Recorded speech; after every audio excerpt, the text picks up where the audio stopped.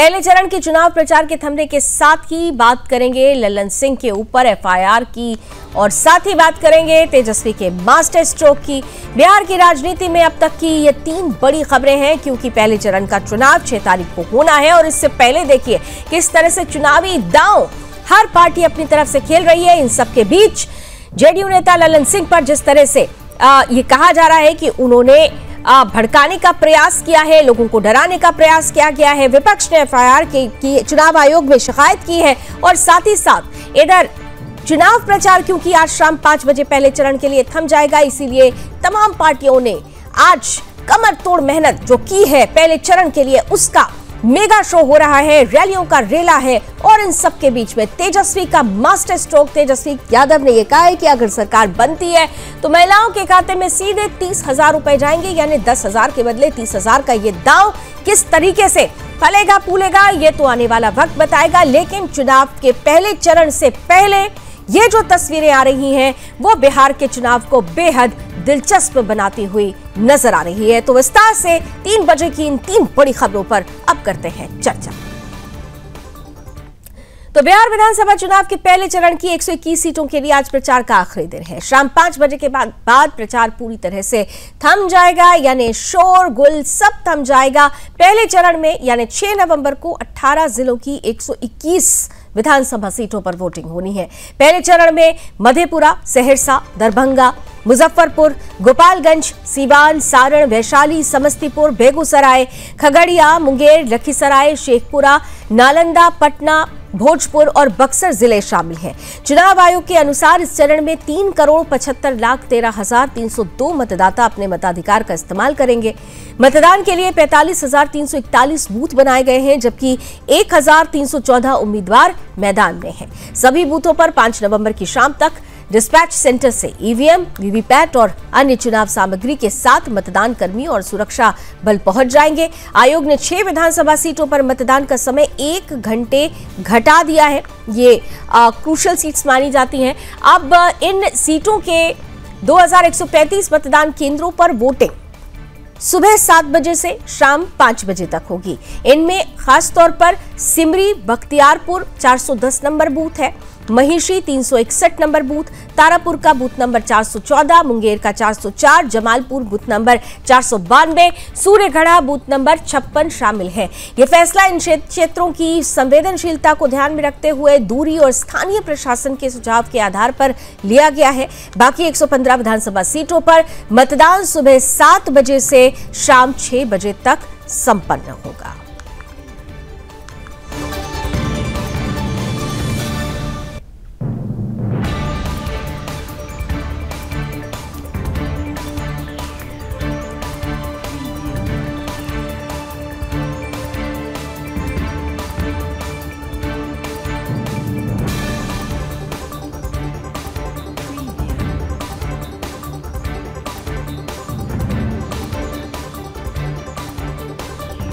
और ये मेरे सहयोगी सौरभ तिवारी इस वक्त जुड़ चुके हैं, क्योंकि ग्राउंड पर लगातार सौरभ आप हैं और वहां की नब्ज आपने समझने का प्रयास किया है। अब तो पहले चरण के लिए चुनावी शोर आज थम जाएगा 5 बजे, लेकिन उससे पहले इस शोर में जो दम दिखा है वो अपने आप में बेहद दिलचस्प है। एक तरफ रैलियों का रेला है, योगी आदित्यनाथ, प्रधानमंत्री नरेंद्र मोदी, गृहमंत्री अमित शाह, और दूसरी तरफ तेजस्वी यादव का 30,000 का दांव। किसके दांव में दम नजर आता है? देखिए, भले ही तेजस्वी यादव लगातार दांव चले, लेकिन जो इसमें पलड़ा है इसमें एनडीए का भारी दिख रहा है। देखिए, पिछली बार याद होगा कि जब सभी लोग का एग्जिट पोल आ रहा था तो सबने तेजस्वी यादव आरजेडी को सटा दिखाई थी, लेकिन स्पेशल न्यूज ग्राउंड जो मुझे था और बताया था कि जो साइलेंट वोटर इनके हैं वो महिलाएं हैं, और महिलाएं इन्हें साफ तौर से पिछली बार नीतीश कुमार एनडीए को वोट दिया था और इस बार भी जिस तरह से उनके खाते में अभी पैसे आए हैं। और अभी देखिए, 2 दिन पहले ही मैंने जो महिला है उनसे लगातार बातचीत की, वो साफ तौर से कह रही है कि जिनका भरोसा है वो प्रधानमंत्री नरेंद्र मोदी और नीतीश कुमार के ऊपर है। और जाहिर सी बात है कि जैसे लालू यादव की बात किया जाए तो वो आज भी जो बुजुर्ग महिलाएं हैं, जो युवा महिलाएं हैं, अपने घर पर एक तरह से जंगल राज था, तो जाहिर सी बात है कि तेजस्वी यादव भले ही जीविका के लिए गाँव चले, महिलाओं के गाँव चले, लेकिन युवाओं में थोड़ा सा करंट दिख रहा है आरजेडी का अगर बात किया जाए। लेकिन प्रधानमंत्री जिस तरह से कल सहरसा की रैली में युवाओं को कनेक्ट किया, कहा कि साफ तौर से आरजेडी के शासनकाल में जंग लगा था। तो एनडीए की सरकार में युवाओं की बात करें, महिलाओं की बात करें, किसानों की बात करें, और देखिए जो वैश्य समाज है जो वो भारतीय जनता पार्टी का कोर वोटर माना जाता है। जाहिर सी बात है हर वर्ग को साधने के लिए भारतीय जनता पार्टी चाहे नीतीश कुमार के नेता हो सौरभ, पहले चरण की बात करें, अगर पहले चरण की बात करें तो पहले चरण में वो तमाम जिले हैं जहां पर एनडीए का होल्ड रहा है।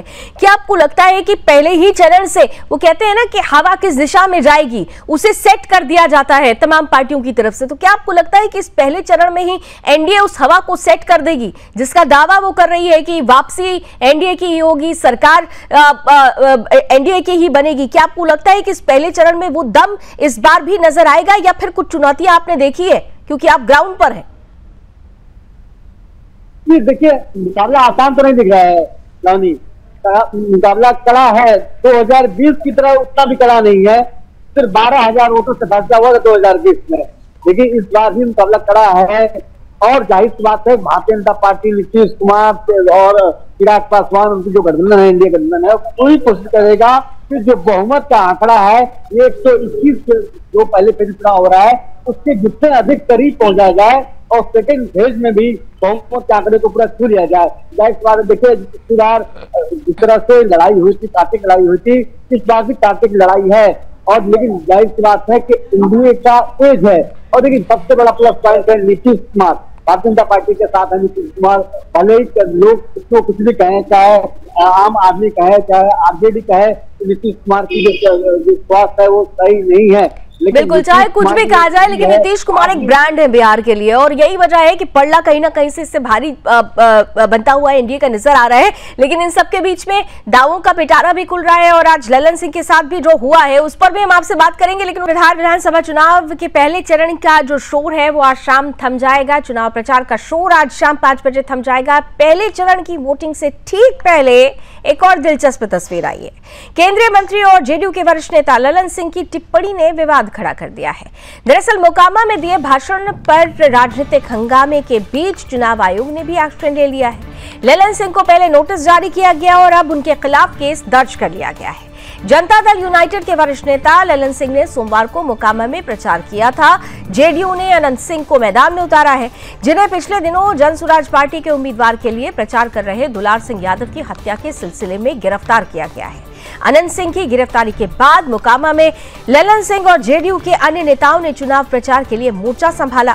अपने चुनावी भाषण में ललन सिंह ने कथित तौर पर कहा था कि कुछ लोग हैं, उन्हें चुनाव के दिन घर से बाहर नहीं निकलने देना है। अगर वे ज्यादा गिड़गिड़ाएं तो उन्हें अपने साथ ले जाइए और वोट देने के बाद घर वापस लाकर छोड़ दीजिए।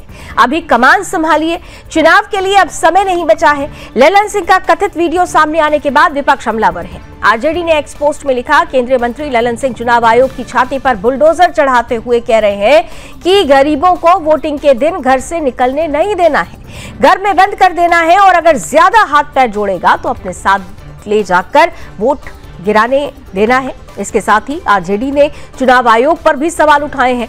कांग्रेस ने एक्स पर ललन सिंह का वीडियो शेयर करते हुए लिखा, मोदी सरकार के मंत्री ललन सिंह का कहना है कि जो लोग भाजपा जेडीयू के खिलाफ वोट करने वाले हैं उनको घर से बाहर ना निकलने दिया जाए। तो ये बयान और उस बयान पर राजनीति सरगर्म है। हालांकि ललन सिंह इसके पहले ये कह चुके हैं कि उनके भाषण के वीडियो के साथ छेड़छाड़ की गई है, लेकिन अब चुनाव आयोग की तरफ से भी एक्शन ले लिया गया है। हमारे साथ लगातार सौरभ बने हुए हैं। सौरभ, पहले चरण की चुनाव से पहले ही ये जो तस्वीर आई है ललन सिंह के वीडियो को लेकर जो बवाल हुआ, आरजेडी कांग्रेस हमलावर होती है, अब चुनाव आयोग ने भी एक्शन ले लिया है। हालांकि ललन सिंह बार बार ये कहते रहे कि उनके इस पूरे वीडियो में ये देखा जा रहा है कि उनकी बातों के साथ छेड़छाड़ की गई है।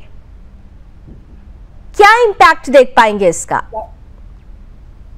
जी देखिए, जिस तरह से मोकामा सीट है और खासतौर से जो भूमिहार के जो भूमिहार हैं सिंह और भूमिहार जाति चाहते हैं सिंह भी, और जाहिर जिस तरह से उन्होंने चुनाव प्रचार और उन्होंने बयानबाजी कर दी जोश जोश में और उसको विपक्ष ने लपक लिया।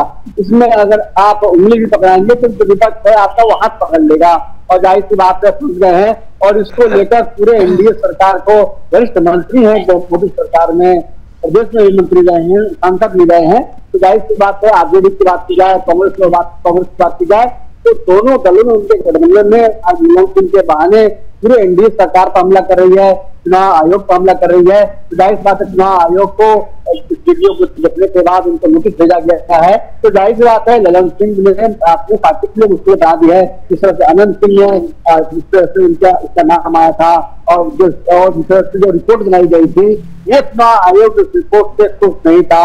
केवल दो जो थानेदार हैं उनको आपने सस्पेंड कर दिया और जो चुनाव का समय है और दो बाहुबली मुकामा चुनाव लड़ रहे हैं, चुनाव आयोग काफी नाराज था और इसके बाद पटना के सीनियर एसपी ने उनको गिरफ्तार किया। और पहले तो ये खबर आ रही थी कि अनंत सिंह राजे बाजे के साथ जाकर कोर्ट में सरेंडर करेंगे, उससे पहले ही चुनाव आयोग ने सख्ती दिखाते हुए, बिल्कुल चुनाव आयोग सख्ती दिखा रहा है, लेकिन विपक्ष चुनाव आयोग को भी घेरने में कोई कोर कसर नहीं छोड़ रहा है। लेकिन यहाँ पे तस्वीर क्लियर है कि चुनाव आयोग निष्पक्ष वोटिंग चाहता है और यही वजह है कि हर उस कदम को चुनाव आयोग द्वारा उठाया जा रहा है जो चुनाव को प्रभावित कर सकते हैं। ऐसे में अब ललन सिंह के खिलाफ भी एक्शन ले लिया गया है। क्या इंपैक्ट होगा इस पर नजर बनी रहेगी। फिलहाल बहुत बहुत धन्यवाद सौरभ हमारे साथ जुड़ने के लिए और बिहार चुनाव पर विस्तार से जानकारी देने के लिए। इधर महागठबंधन के प्रत्याशी तेजस्वी यादव ने प्रेस कॉन्फ्रेंस करके बड़ी घोषणा की है। मतदान से ठीक 2 दिन पहले उन्होंने महिलाओं और सरकारी कर्मचारियों को साधने वाला मास्टर स्ट्रोक फेंक दिया है। तेजस्वी यादव का कहना है कि अगर महागठबंधन की सरकार बनती है तो माई बहन योजना के तहत महिलाओं को 1 साल की पूरी राशि यानी 30,000 रुपए एक मुश्त उनके खातों में भेज दी जाएगी। उनका कहना है कि सरकार बनने के बाद 14 जनवरी को हमारी सरकार माता बहनों के खाते में 1 साल का पूरा पैसा डाल देगी। तेजस्वी ने साथ ही सरकारी कर्मचारियों के लिए भी बड़ा वायदा किया। कहा कि कर्मचारियों की पोस्टिंग गृह जिले से अधिकतम 70 किलोमीटर की दूरी पर की जाएगी ताकि उन्हें अपने परिवार से दूर रहकर परेशानी न उठानी पड़े। किसानों के हित में एक और बड़ी घोषणा करते हुए तेजस्वी यादव ने कहा कि सिंचाई के लिए किसानों को बिजली अब मुफ्त दी जाएगी। उन्होंने कहा कि अभी राज्य सरकार किसानों से 55 पैसे प्रति यूनिट लेती है, लेकिन हमारी सरकार बनने पर यह खर्च पूरी तरह सरकार ही वहन करेगी।